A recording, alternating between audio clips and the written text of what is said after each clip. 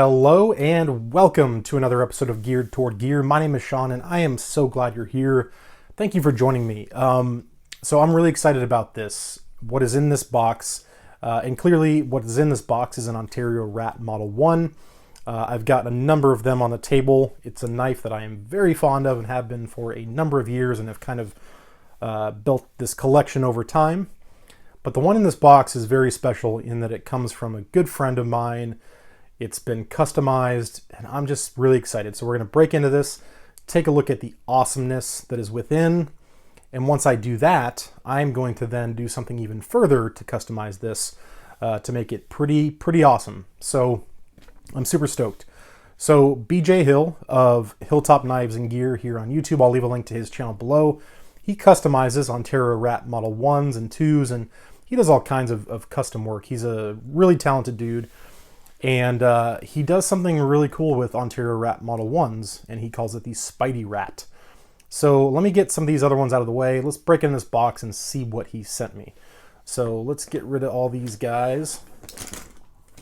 And let's take a look at what's in this box. And I've had this now for, and we'll use an Ontario RAT 2 for the unboxing.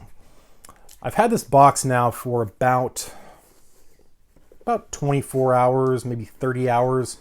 I've been really busy with family stuff. It's right around the holidays. We're getting into, what are we at? Mid to late December. I guess mid-December. It is like the 15th today. And so I've been really busy the last couple days. Haven't had an opportunity to open this box and it's been killing me. And there it is. Here's the box within the box. So yeah, it's been killing me not to have had an opportunity to open this yet. But we're opening it now together.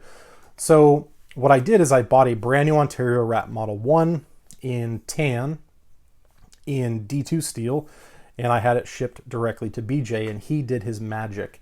And he turned this into what he calls the SpydieRat. And I first saw this on Neve's Knives, shout out. If you haven't checked them out, you should. I first saw this modification on their channel. BJ did one and sent it to them, and I just knew eventually I had to have one, and here it is. Oh my gosh. Okay, so immediately you're going to notice there is a hole in the blade. You're also probably immediately noticing that blade has been acid etched and stone washed. It's the same tan, although they do look a bit different. I probably bought this one 5 years ago, but it doesn't matter because I'm going to do something a little different here. So here it is. Standard Ontario RAT 1. Got a stone washed and acid etched clip, which looks fantastic. It looks really good. And yeah, there's a hole in the blade. So the idea here is this is essentially now a knife that you can spidey flick. And first I'm going to open it just with my thumb, and that works really well. And look at that blade. Oh my gosh, look at the edge he put on that. My goodness. Okay, so if we get in really close, you can kind of make out the Ontario logo there. But so what BJ did with this and how he makes these, and he does or is going to be starting to do more of these and sell them. And you can buy them from him. He and I worked out a deal. We actually kind of made a trade where I sent him a Civivi knife and a flashlight that he had been wanting, and he did this for me. So he added, I think the first thing he did probably was add the finger choil. And we'll bring this guy back in for comparison. So he added a finger choil. He obviously cut a hole in the blade, removed the thumb stud, and then he acid etched the blade in ferric chloride to give it that dark color. Once it was acid etched, he then put it through a stone washing process to give it that texture, which looks unbelievable. And my understanding is that the D2 steel takes both the etch and the stone washing a little better than AUS 8. All of my other rats that you just saw are made from AUS 8 steel. This one is D2, and it looks, gosh, it looks so killer. And then obviously, as you can imagine, when you stone wash a blade, it's literally getting bounced around amongst some ceramic stones, and so he had to put a fresh edge on that. And BJ knows how to sharpen. Let me just tell you that. I feel like I'm pretty good, but man, he knows how to sharpen. That is a wicked, wicked edge. What else did he do? So he also did the same treatment to the pocket clip, and that was kind of at my request. So he stripped the kind of factory black paint off of it, acid etched it, and stone washed it. In addition, the liners themselves, you can see, have also been removed from the knife. They have been acid etched and they have been stone washed. And the standoffs or barrel spacers, if you can notice, they've actually been heat anodized. So they kind of have like this titanium blue look to them. It looks just unbelievable. It looks so good. The liners, the pocket clip, the blade. Let's see if I can Spidey flick it. He said it takes some practice, so let's see if I can do this. And it's a brand new knife too, so maybe need some breaking in, but we'll see. Okay, that was an epic fail. Let me try it again.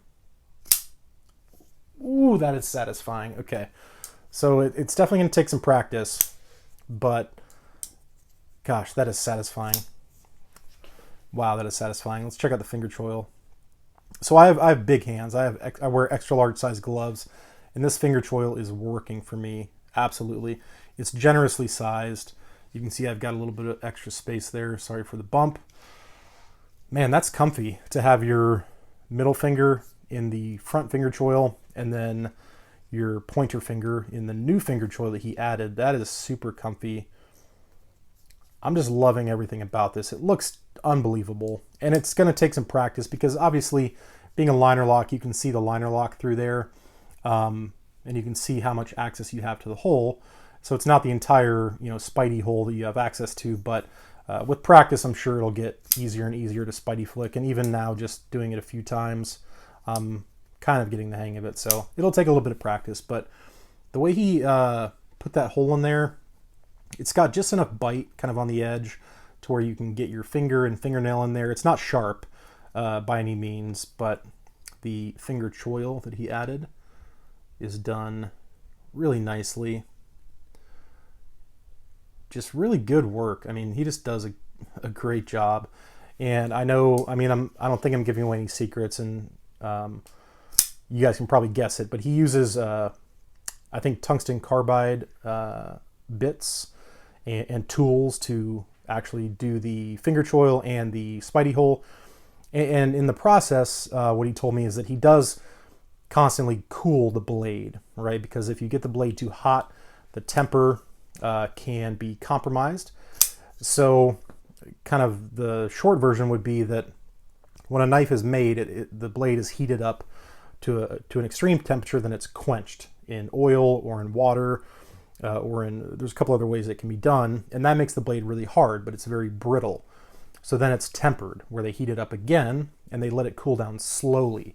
And oftentimes the tempering is done in cycles, more than one time, and that's what takes that really hard blade and kind of normalizes it and takes away that brittleness. So when you're working on a knife and doing any custom work to it, like what he's done, if he were to get this blade too hot, it could actually ruin that temper and make a very brittle blade. And so in doing this work, he would consistently be dipping it in water to keep it cool.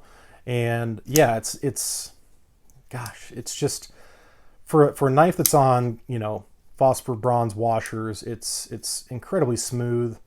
It's just got a great detent. You can flick it out with the thumb hole and, using your thumb, that works nicely. Or you can Spidey flick it, and gosh, just amazing work. It looks so good. So if you're interested in one of these, reach out to BJ. I'll leave his Instagram information down below. But I'm going to do something to this knife. So I already have one in tan, and it's honestly not my favorite color. It's probably would be my kind of last pick if I was going to choose one knife to have customized. Tan wouldn't be my first choice. So I'm going to dye these scales, and we're going to come back here in just a minute, and we're going to see what it looks like with these scales dyed a different color. So I've got a bunch of different colors of RIT dye. I've done a couple projects so far with RIT dye. I feel very confident in that process, and I'll be doing a video on that, actually, just kind of an instructional how-to video, because I've kind of learned a few tips and tricks. but I'm going to dye these scales, and that is the entire reason why I chose this color. So next time you see this knife, it's going to look equally as amazing, but we're going to take it to the next level and do something different as far as the color. So I'm so happy with how this turned out. BJ, you've outdone yourself. I mean, that acid etch and stonewash looks unbelievable, and that edge that he put on it, forget about it. So yeah, hit him up on Instagram if you're interested in one of these. I know he's trying to make several to just kind of have on hand if people want to buy them. It does take a lot of work, as you can imagine, to do this. So I don't think he's trying to get in the business of like, you know, this is going to become his source of income sort of thing. But he does enjoy doing it. And I know he would do one for anybody that wanted one. But if the popularity of the SpydieRat becomes, you know, if the demand becomes so high, he may not be able to keep up. And I have a feeling, you know, after seeing the one on Neve's Knives channel and seeing a couple others that he did on his YouTube channel, and then now having this one and people potentially seeing this video, I can imagine people may be wanting to get in touch with BJ and get their very own SpydieRat. So stand by, we're gonna come right back, and next time you see this knife, it's gonna look just a little bit different. And we are back. We're back from the laboratory, AKA the kitchen, which is why I have my Nerd Hank, as I like to call it, from Shadowborn Hanks, hiding the knife because I dyed the handle scales. They are no longer tan. I kind of alluded to that a moment ago. So what color do you think it is? I know when I said that, a color had to have popped into your head. What color are you thinking? What color is this going to be? Voila. It is, and it may not be picking up exactly on camera as it is to my eye, but it is a deep blood red. It's not purple at all. It's not maroon. It's kind of like a deep crimson-y red. And that's what I was going for. So it turned out really well. And I will say that the moment I saw one of these for the first time on Neve's Knives channel, I thought in my head two things. One, I have to have one of these at some point, and it's going to be red. Like the color, I knew the color a month ago. I knew it had to be red, and I don't know why. I just thought it would be a good contrast with that dark acid etched and stonewash blade. And I'm a big fan of, I do like red and kind of black and red, but I'm also really kind of into black and blue. And so I think some of you may have thought it was going to be a blue color of some sort, but it turned out just really nice. And I wanted to do the dye job myself. BJ did offer to do it, although he didn't have the color kind of in stock, so to speak. And so he wouldn't have been able to, but to have BJ do like all of the hard work and make this amazing SpydieRat, and then for me to have the opportunity to then kind of add that last little touch that I was looking for with the color, just makes it a very special knife to me. And it's certainly my favorite Rat Model 1 in my collection, bar none, not even close. And it functions beautifully, you know, having disassembled it and reassembled it, which BJ also did. It's plenty lubricated. The pivot is dialed in exactly the way that I like it. So it flicks nicely. It's becoming a much easier and kind of more intuitive to Spydie flick. Still going to take some practice, but I'm getting the hang of it. But the action is just super smooth when I disengage the liner lock. It just kind of drops into my thumb, and then one little flick of the wrist and it's closed up. So that is the SpydieRat from BJ Hill of Hilltop Knives and Gear. I'll have a link to his Instagram and YouTube below. In addition, I will post some like ultra high quality photos of this on my Instagram page and on my Facebook page.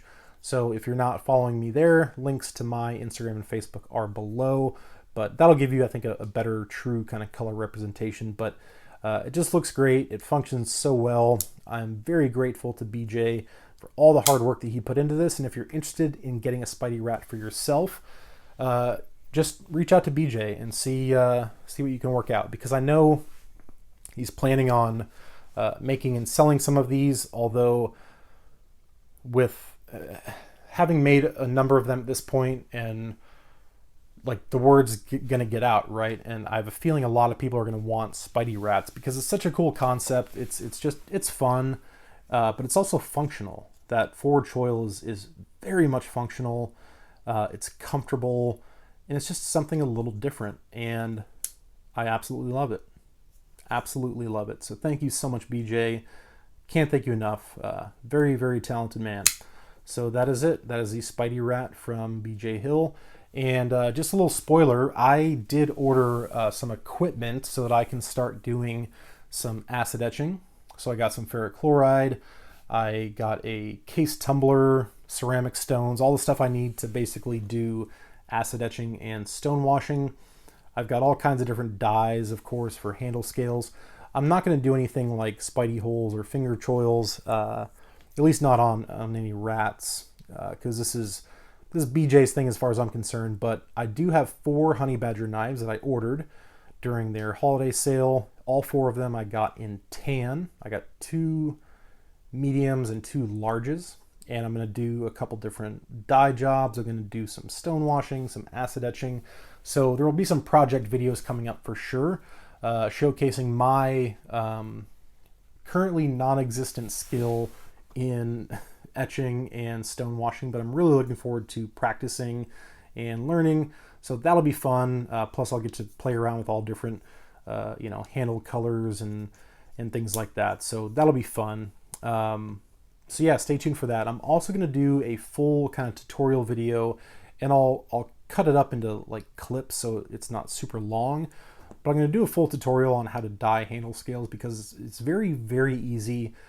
It's very fast, and I've learned a couple things, and I've got a couple kind of tips and tricks, I guess, that I've just kind of learned on my own that I haven't heard from anybody else on any other tutorial type videos that I've seen. So I'll try to put together like a 10-minute video on how to dye handle scales with a full recipe, list of equipment that you'll need, and kind of all those little tips and tricks. So stay tuned for a couple project related videos where we'll be doing some modifications. That'll be a lot of fun.